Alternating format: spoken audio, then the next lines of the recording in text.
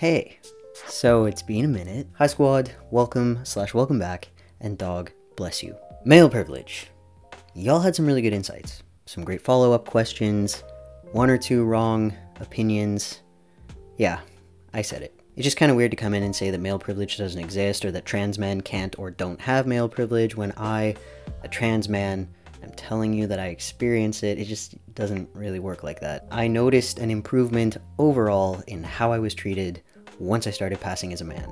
And I don't really know what else you would call that if not male privilege. Also, if you stumbled upon this video and haven't seen the unofficial part 1, I will link that up here and highly recommend going to check it out before you proceed with this discussion. It'll just give some important context, because for this video, I would like to step away from male privilege and talk a little bit more about female privilege, which isn't really a thing. And if hearing me say that pissed you off, stick around. This video is specifically for you. Maybe challenge yourself a little bit and see what I have to say before you tell me why I'm wrong about it. You can tell me at the end if you still disagree. I will listen. I might not necessarily agree with you, but I will listen. There were a number of things that I couldn't really do anymore once I started being correctly regarded as a man. Some of them I don't really care about, but some really did exemplify some of the double standards that negatively impact men. Before I get into the specifics, I want to bridge the gap here a little bit by talking about oppositional sexism. This is a term that you hear used a fair amount in queer and leftist spaces,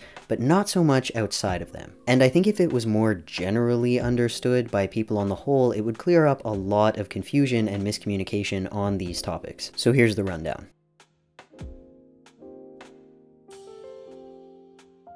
If you are already familiar with the concept of oppositional sexism and you don't want to hear another explanation about it, then you can skip to this timestamp.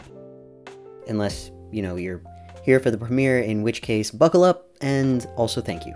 I think when a lot of people hear the term sexism, they overwhelmingly go to the concept of traditional sexism, this idea that women are inferior, that men are superior, and that women should be a subordinate class of human beings. This is not what we are going to talk about. Most people understand that this is neither true nor a good thing. Most people. The term oppositional sexism was coined by trans icon and feminist Julia Serrano, who defines it as the belief that male and female are rigid, mutually exclusive categories. Now, before anyone gets going with, biological sex is real? Take a beat, take a breath.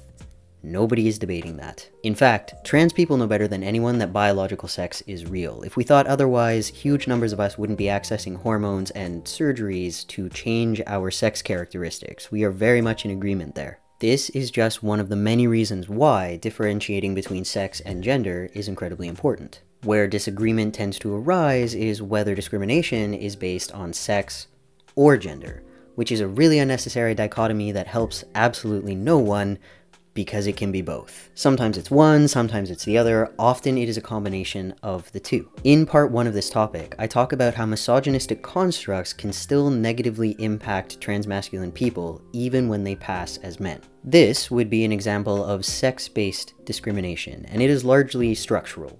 That is, exists in medical and legal institutions specifically. Women, on the other hand, and many feminine-presenting people, experience misogyny both structurally and socially, regardless of their reproductive organs. This is an example of gender-based discrimination, and that's the framing that I want to apply to this conversation, because I can assure you that none of my day-to-day interactions are based on my chromosomes.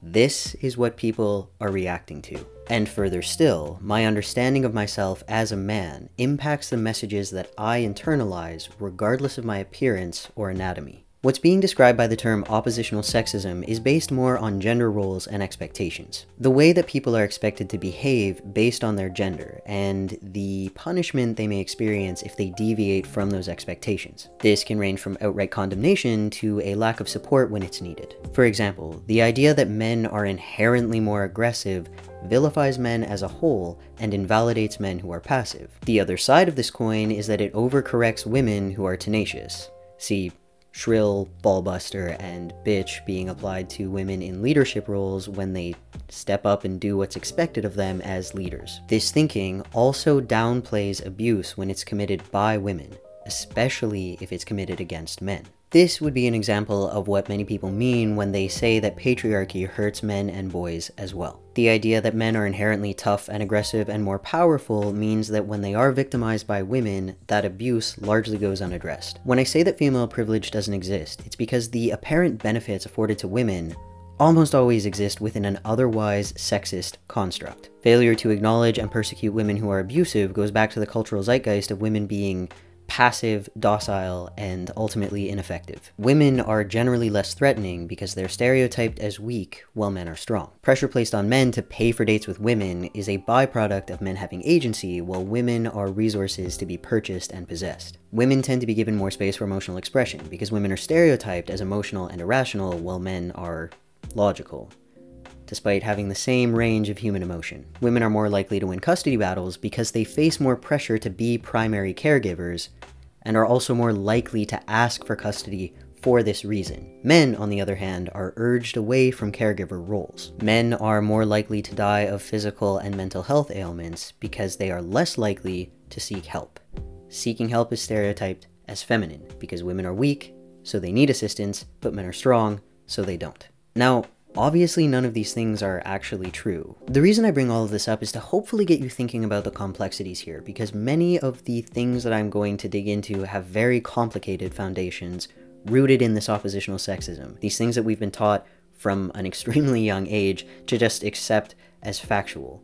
Much of it is just trained behavior, if it exists at all. But the thing I found being left out of this conversation is that female privilege doesn't need to exist for men to be disadvantaged in some ways, especially by oppositional sexism. And it certainly doesn't need to exist for us to talk about those things. Acting like it does is just needlessly placing blame and wasting time and effort. And it's important to kind of keep that in mind as we move forward with this conversation. It's also important to once again stress that I am an able-bodied white man, and this hugely impacts my experiences. So that's all I can really speak to here personally, my experiences. With this framing, let's jump in.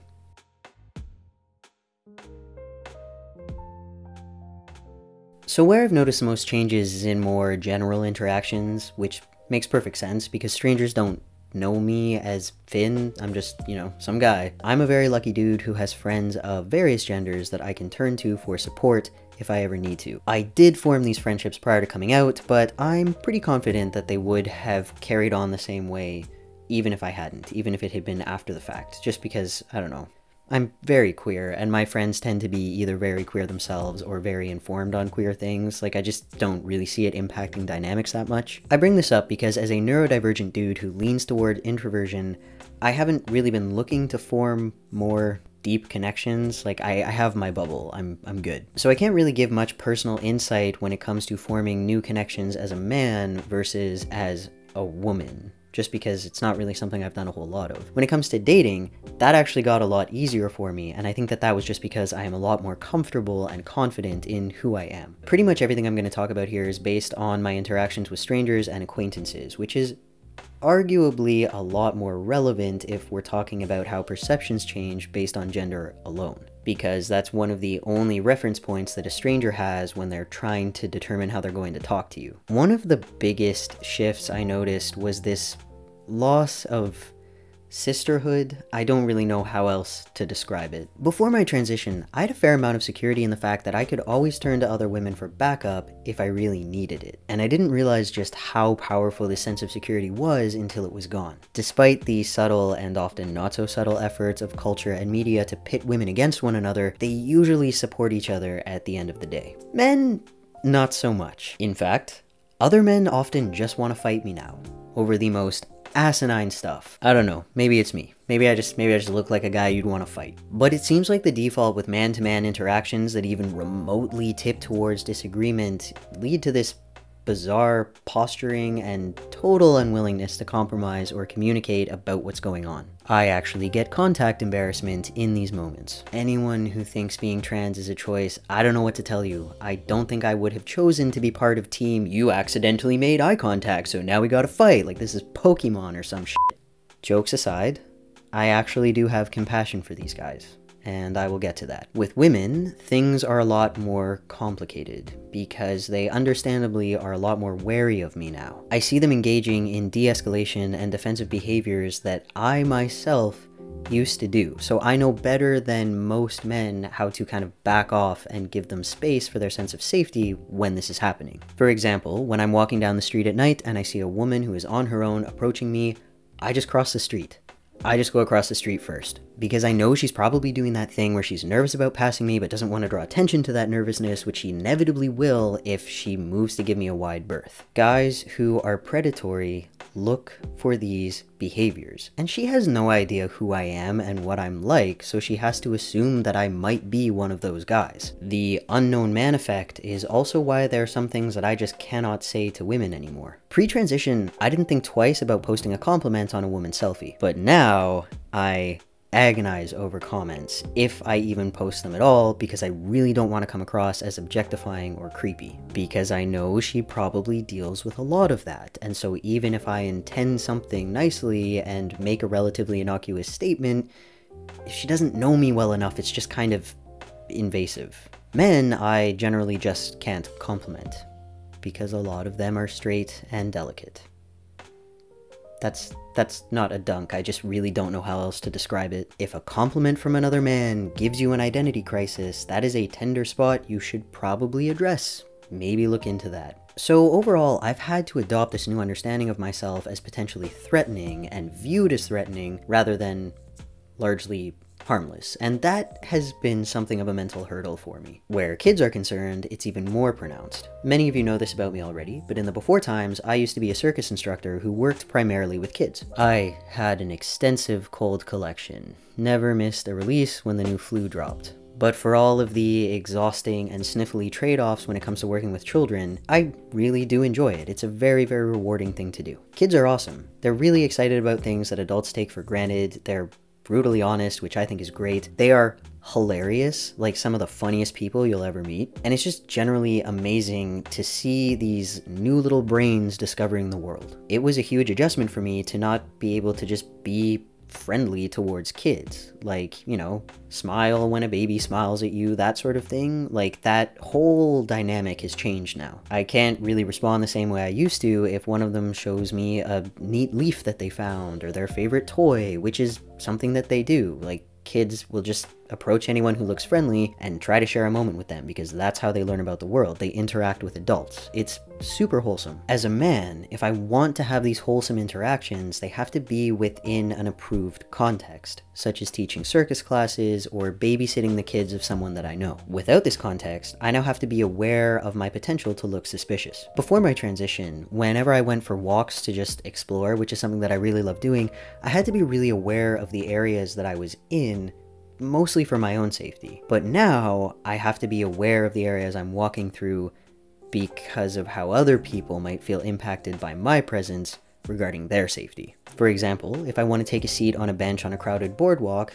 that's totally fine. If I want to take a seat on a bench in a park, I have to be aware of how close that bench is to the playground, especially if I'm by myself, because I'll probably get some suspicious looks if it's like too near the play area. In the past, I have helped kids who were lost in public areas by getting down to their level, asking if they needed help, just generally being a comforting caregiver who could, you know, help them find the help desk and find their parents, you know, that sort of thing. Now, if I were to see a child who's clearly lost, my first instinct would be to get the nearest woman to step in and help, at least if a security guard or employee wasn't around. This isn't necessarily because I think it's the woman's responsibility or that I think childcare is the responsibility of women, just that I'm aware of the fact that I can't really step in as a man without seeming suspicious. And I get it. For the same reason why I understand women being wary and men assuming that conflict is on the horizon. Small and unassuming though I may be,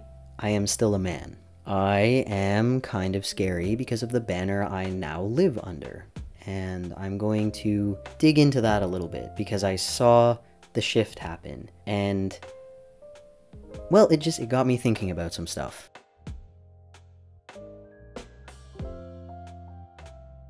So this is going to be annoyingly vague, but I think that the best way to summarize what I lost when I transitioned is that there was a warmth that I used to experience in my daily interactions, or at the very least a passive acceptance of my presence that just isn't there anymore. I command more space, and overall that is a benefit. I do need to stress that, but there is a bit of an unfortunate flip side to it. There was more emotional space afforded to me that I now have to kind of carve out for myself if I'm ever in need of it. And I say space rather than expression because obviously my ability to express myself didn't actually change. I still feel my feelings, I still know how to talk about my feelings. However, to say that I don't now feel a different kind of pressure around how I express those feelings would be a lie. For me, it's not so much that I'm shamed for having feelings as people just don't really make the same time and space for me to work through them. Male emotional experiences aren't really prioritized because there's an underlying assumption that they don't need to be. And part of this does come from a defensive place. Part of this is because men can be very aggressive when they unpack their feelings. And there's very good reason to not want to be around them when they're doing that. Part of this, I think, is just that men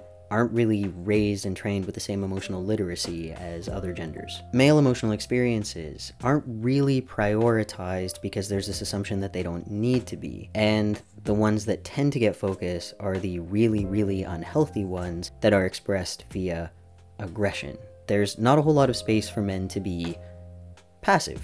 Having experienced this, and I'm treading lightly here, I can understand why so many cis men feel hopeless when it comes to forming connections. Because while the assumption that men need less support is just an incorrect and dehumanizing double standard, wariness of men, especially those in emotional turmoil, definitely isn't unfounded. We are regarded as potentially violent because you would be hard-pressed to find someone who has not been hurt by male violence, whether it's directly or somebody close to them, and this is especially true for women. Most men are not dangerous, but it only takes a few who are for all women to be at risk. And until we change our thinking to put full responsibility on perpetrators rather than survivors, women are forced to maintain the defensive. As long as the threat of conflict persists, you need to keep your guard up. The way male violence impacts women and people of other genders is reason enough for it to be addressed as a significant problem. And in addition to this, male violence also backfires and harms men, even those who aren't being directly victimized by other men.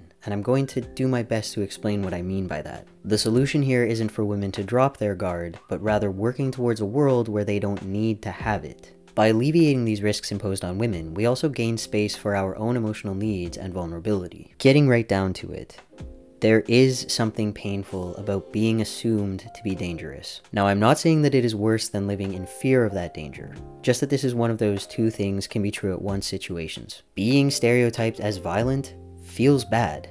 It's isolating, and it's hurtful, and it's compounded by the fact that it's hard to find places to talk about that hurt. Once again, going back to this weird base belief that emotional support for men just isn't as important. And people can be guilty of this thinking regardless of gender. It denies men places to feel their feelings, and the emotional literacy needed to understand them. We need to start building up that space for each other, and we can start by correcting double standards without placing blame. In fact, it's often essential that we don't. Other good places to start would be seeing man-to-man disagreement as an opportunity for communication rather than confrontation. And to maybe ask yourself where the fear that women are experiencing is coming from. Now, I would like to finish up by talking a little bit about giving and receiving help. Once again, for me personally, my ability to do the thing wasn't really the problem so much as other people's reactions to me are just different. Because all these things I've talked about means there's already a barrier when it comes to seeking care and support. But I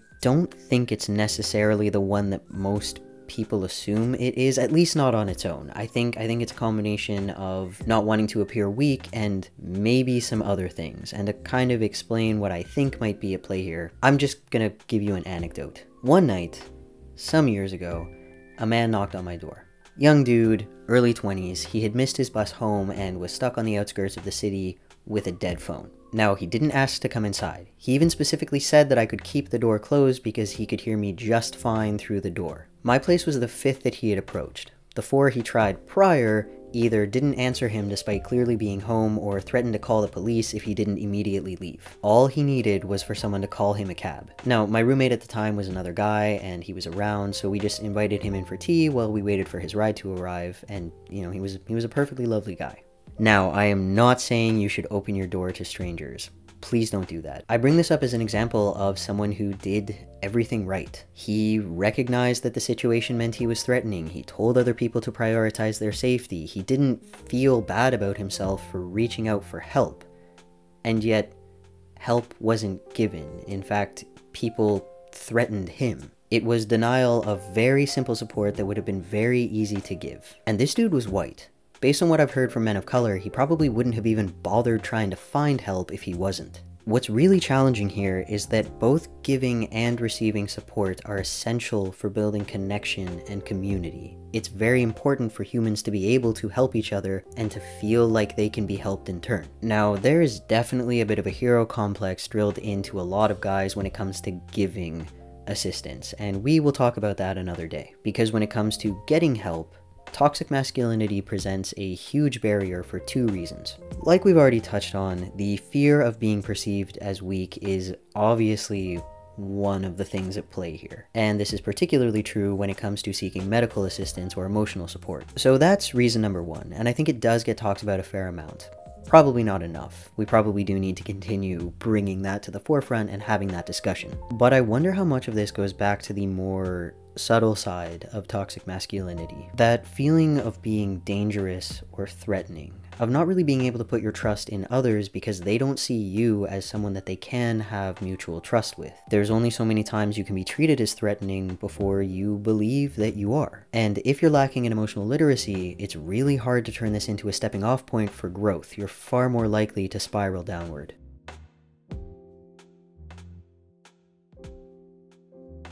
So, the things I lost in transition helped me gain a lot of perspective. Men need to be having these conversations and developing these emotional skills with each other. And I'm sure I'm gonna run into some people who are mad at me for talking about this specifically because I'm a trans guy. And it's true. While I wasn't necessarily socialized as a girl because I'm not one, I also did not experience full-on male socialization. I didn't have the same hurdles to overcome. Not that I didn't have my hurdles to overcome, mind you. But counterpoint, this gave me a really unique perspective to bring to this conversation about men supporting each other. Because I've seen the support systems that women and girls have for each other, and I've seen the uphill battle that a lot of men face in building up similar support. It's a problem we should talk about, because there are solutions to it. And right now there's a tendency for the conversation to be thrown off by placing needless blame on women like it's somehow their responsibility to fix this problem. This is on us, guys. Teamwork. This was supposed to be a fun little anecdote about changes in transition, but instead you got that, so I hope you liked it. I will unpack this more in a follow-up about positive masculinity, because I have some thoughts. As I do. Also just, you know, focusing on solutions in addition to the problems is a lot more actionable, but this is where you get to leave if you do not care about my personal life, which I do not expect you to. So if you stuck around this far, thank you so much, and hopefully I will see you back for a conversation about positive masculinity. If you are still here, I imagine that you are a dedicated supporter of my channel and the things that I'm doing here, or you're a good friend of mine, or one of my parents, because I know they watch my videos. So, you know, hi, thanks for still being here. I didn't post for a month, which is something that I'm kind of trying to avoid doing. Admittedly, I was feeling the seasonal effect pretty hard. I'm sure many of you saw my community post, and to the people who, you know, reached out, thank you so much, and thank you for being here now, and thank you for your continued support, especially my patrons. I know that, you know, I was doing some writing posts, but I wasn't really getting videos up, which is what I'd really like to do here. It's also been a little bit tricky to film because we're just not in the best situation for filming right now. That said, I'm really excited for things coming this summer, so stay tuned. I am also planning on doing my first live very soon, and I will post an update about that at some point to give you a heads up. I think that's it. Yeah, that's it. I will see you next time. And as always, thanks for watching.